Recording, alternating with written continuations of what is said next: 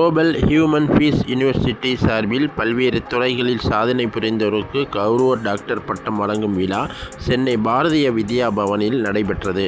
இந்த விழாவில் கர்நாடக மாநில காவல்துறையில் தலைமை காவலராக பணியாற்றும் MD நாகேந்திரா அவர்களின் விளையாட்டு திறமை மற்றும் பொது சேவையை பாராட்டி கௌரவ டாக்டர் ಪಟ್ಟಂ ವழங்கப்பட்டது.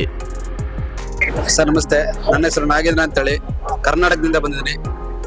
ನನಗೆ ಸ್ಪೋರ್ಟ್ಸ್ ಅಚೀವ್ಮೆಂಟಿಂದ ನನಗೆ ಡಾಕ್ಟರೇಟ್ ಚೆನ್ನೈ ಗ್ಲೋಬಲ್ ಯೂನಿವರ್ಸಿಟಿಯಿಂದ ನನಗೆ ಡಾಕ್ಟರೇಟ್ ಅವಾರ್ಡ್ ಬಂದಿದೆ. ತುಂಬ ಖುಷಿ ಆಗ್ತಾ ಇದೆ. ಕಳೆದ 8 ವರ್ಷಗಳಿಂದ ಸ್ಪೋರ್ಟ್ಸಲ್ಲಿ ಆಕ್ಟಿವ್ ಆಗಿದ್ದೆ. ನ್ಯಾಷನಲ್ಲು, ಇಂಟರ್ನ್ಯಾಷನಲ್ಲು, ಏಷ್ಯನ್ ಮೆಟ್ ಆಗಿತ್ತು. ಹಾಗೆ ನನಗೆ ಫಸ್ಟ್ ಟೈಮ್ ಡಾಕ್ಟರೇಟ್ ಅವಾರ್ಡ್ ಬಂದಿರೋದು ತುಂಬ ಖುಷಿ ಆಗ್ತಾ ಇದೆ. ನನ್ನ ತಂದೆ ತಾಯಿಯವರಿಗೆ, ತಮ್ಮ ಇಲಾಖೆಗೆ ಮತ್ತು ನನ್ನ ಸ್ಪೋರ್ಟ್ಸ್ಗೆ ಯಾರು ಸಹಕಾರ ಮಾಡಿದ್ದಾರೆ ಎಲ್ಲರೂ ಕೂಡ ನಾನು ಈ ಮೂಲಕ ಗೌರವಪೂರ್ವಕ ಕೃತಜ್ಞತೆಯನ್ನು ಸಲ್ಲಿಸ್ತಾ ಇದ್ದೀನಿ. ಧನ್ಯವಾದಗಳು.